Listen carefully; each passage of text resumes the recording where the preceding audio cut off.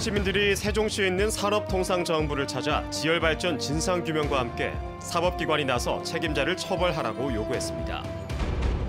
감사원은 지열발전과 관련해 오늘 감사를 실시하기로 결정했는데 산자부와 지질자원연구원 등 관련 기관에 대한 자료 수집을 거쳐 6월쯤 본감사에 착수합니다. 대구 경북 환경운동연합이 공동 기자회견을 열고 포스코 대기 유해 물질에 대해 경북도와 대구지방환경청이 전수조사를 실시하라고 촉구했습니다. 여러분 안녕하십니까? 지진 피해를 입은 포항 시민들이 마침내 행동에 나섰습니다. 세종시에 있는 산업통상자원부를 찾아 정부의 공식 사과와 진상조사를 통한 책임자 처벌을 촉구했습니다. 김기영 기자가 취재했습니다. 제법 강한 봄비 속에 포항 시민 200여 명은 진상규명과 책임자 처벌을 외쳤습니다. 단층 조사 없이 지열발전소 부지를 선정한 이유와 63차례 미소 지진을 은폐하고 손해보험도 가입하지 않고 공사를 시작한 의혹들을 규명하라고 목소리를 높였습니다. 포항 시민들을 이 지경에 몰아넣는 정부나 또 우리가 주무부처인 산자부는 과연 지금까지 무엇 했는가 그 답변을 꼭 듣고 싶어. 또 치료 중 사망 1명, 중경상 150여 명, 천문학적인 재산 피해, 인구 유출, 도시 이미지 실추 등 포항이 겪는 고통에 대해 성의 있는 해결책을 요구했습니다. 아파트가 전파 판정을 받아 임대 전세에서 살고 있는 팔순의 흥해 주민은 주거 안정을 위해 정부가 나서달라고 애원합니다. 집도 절도 없이 떠돌아다니는 언제 죽을지 모르는 노인들 어떻게 국가에서 보살펴줘야 될 거 아닙니까? 전파 판정을 받지 못해 이주 대책에서 제외된 한미 장관 맨션 주민은 1년 6개월이 지났는데도 그날의 악몽을 떠올리며 몸소리칩니다. 갈 곳이 없었습니다. 저희 와이프와 같이 차를 몰고 흥에 벌판에서 주위에 떨면서 포항 시민의 일에 여야가 따로 있을 수 없다며 정의당과 민주당도 동참했습니다. 책임자 처벌, 진상조사를 요구하는 데에는 포항 시민들이 여야를 막론하고 한결같은 마음이라는 것을 꼭 보여주고 싶어서 포항 시민들은 정부가 묵묵부답으로 일관한다면 국회와 청와대를 찾아 계속 항의 집회를 이어간다는 계획입니다. 산업통상자원부와 한국지질자원연구원, 한국에너지기술평가원, 넥스지오를 둘러싼 의혹은 산더미를 이루고 있습니다. 스위스 바젤 지열발전소 사례에서 보듯 사법기관의 수사가 불가피해졌습니다. MBC 뉴스 김기영입니다. 감사원은 포항 지진을 계기로 청구된 포항 지열발전 사업 관련 2개 감사를 실시하기로 결정했다고 오늘 밝혔습니다. 감사원은 산업부와 한국에너지기술평가원, 한국지질자원연구원 등 포항 지진을 유발한 지열발전 관련 기관을 대상으로 다음 달 기초자료 수집을 한 뒤 6월쯤 본 감사에 착수할 예정입니다.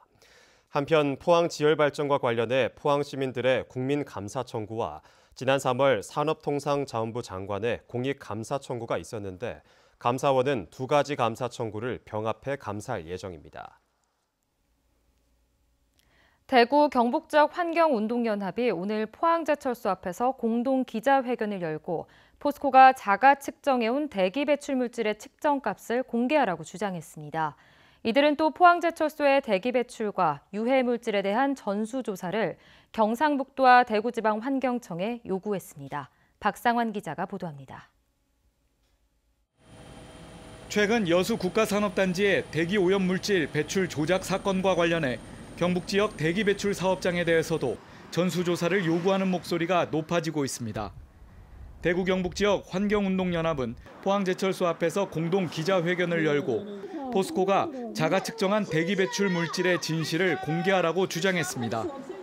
특히 환경부가 전국적으로 제철소 고로에서 발생하는 부생가스의 질소산화물 배출량을 제대로 조사하지 않아온 사실이 감사원 감사에서 드러났다고 밝혔습니다. 감사원의 감사 결과에 따르면 환경부는 산업시설의 질소산화물 배출량을 연간 39만 톤으로 발표했지만 제철소 고로에서 발생하는 부생가스의 질소산화물 배출량 등 11만여 톤의 배출량이 누락되었다고 한다. 또 이들은 포스코가 대기환경보전법 등의 예외 조항을 이용해 수많은 배출시설의 방지시설 설치를 면제받았으며 굴뚝 자동 측정기 시설도 턱없이 부족하다고 설명했습니다.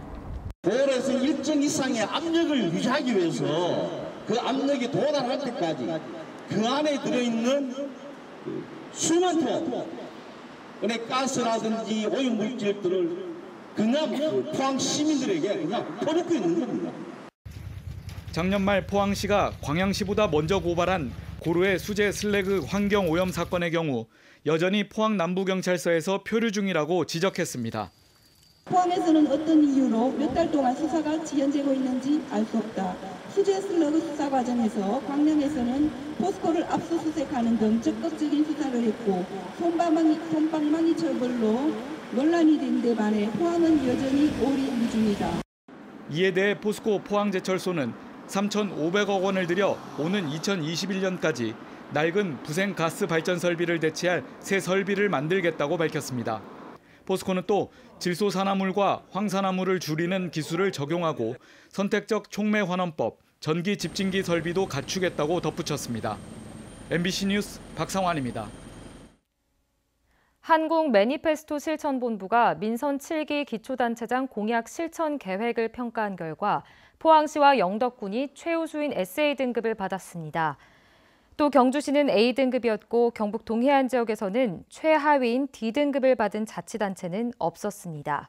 이번 평가는 전문가로 구성된 평가단이 전국 226개 시군구청 홈페이지와 소명 자료를 바탕으로 공약 구성과 투명성, 웹소통 정도를 분석해 선정했습니다. 중부권 동서횡단철도 건설을 위한 경북과 충남북 12개 지자체 간 초월적인 협력이 구체화되고 있습니다. 현재 사전 타당성 조사 용역 단계에 있는데 지자체 간 협력으로 결실을 맺을 수 있을지 주목됩니다. 이지형 기자입니다.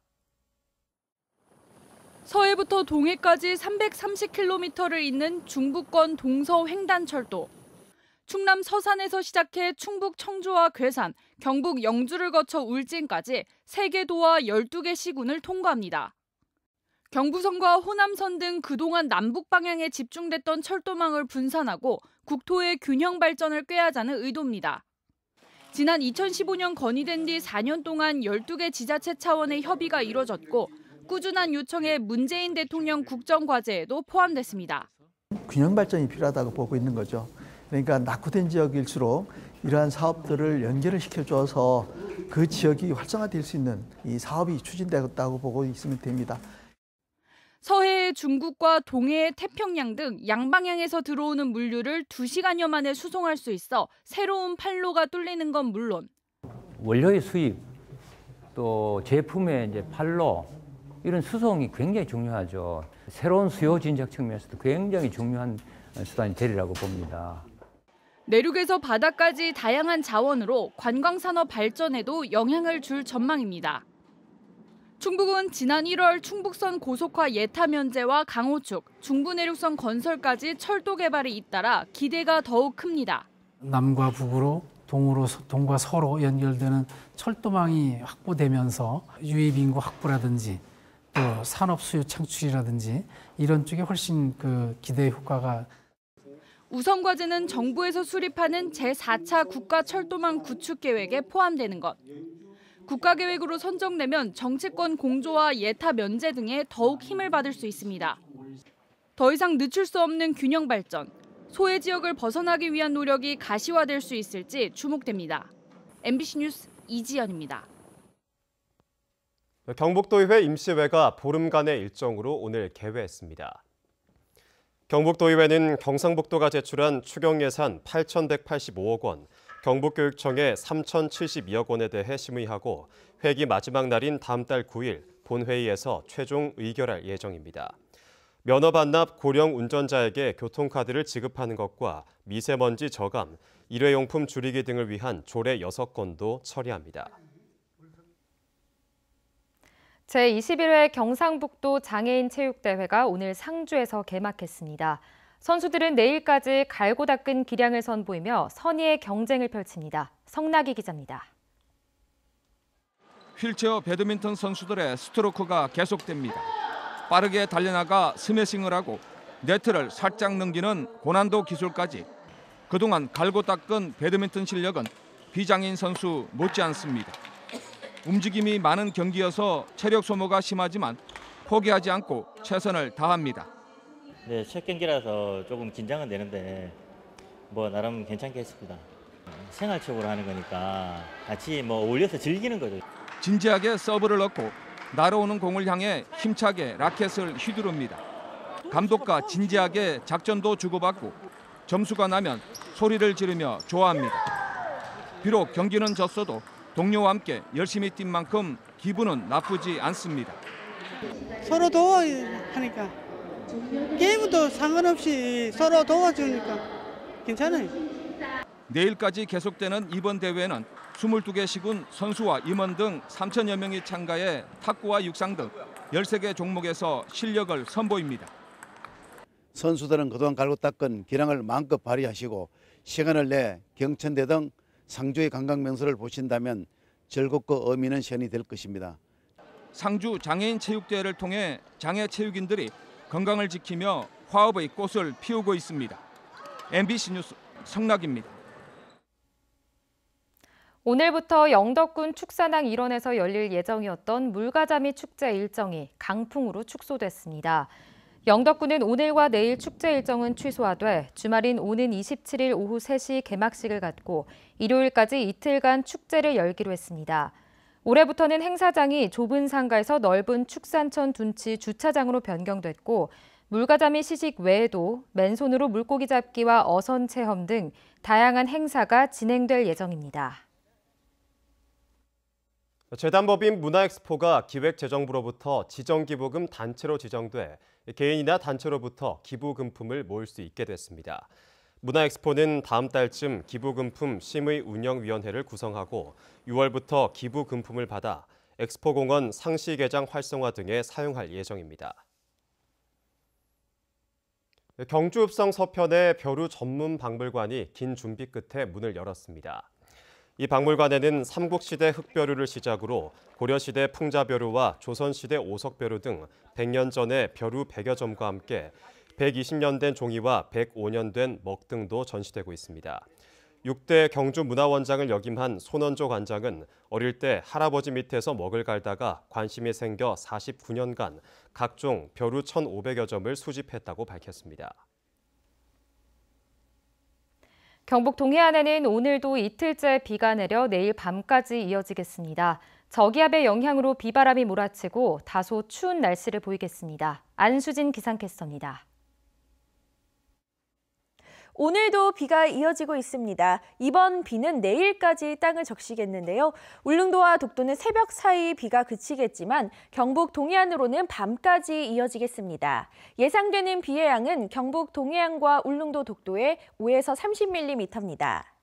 특히 내일은 저기압의 영향으로 돌풍을 동반한 천둥, 번개 치는 곳이 있겠고요. 안개로 가시거리가 짧겠습니다. 이 점 유의하시기 바랍니다. 내일은 비구름대와 함께 찬 공기가 유입되고 바람까지 강하게 불면서 춥겠습니다. 옷차림에 신경 쓰시기 바랍니다. 자세한 내일 날씨 알아보겠습니다. 내일 흐리고 밤까지 비가 내리겠습니다. 아침 기온 8도에서 11도, 낮 기온은 11도에서 12도입니다. 울릉도와 독도는 아침에 비가 그치고 이후에는 구름만 많겠습니다. 아침 기온 울릉도 6도, 독도 8도, 낮 기온은 울릉도 9도, 독도 10도입니다. 동해상으로도 오후까지 곳곳에 비가 이어지는 가운데 동해 남부 해상에는 풍랑주의보가 발효됐습니다. 바다의 물결 동해 중부 해상에서 최고 3.5m, 동해 남부 해상에서 최고 4m까지 일겠습니다. 다음 주 초반까지는 쌀쌀한 날씨가 지속되겠고요. 월요일에도 한 차례 비 예보가 들어 있습니다. 날씨였습니다.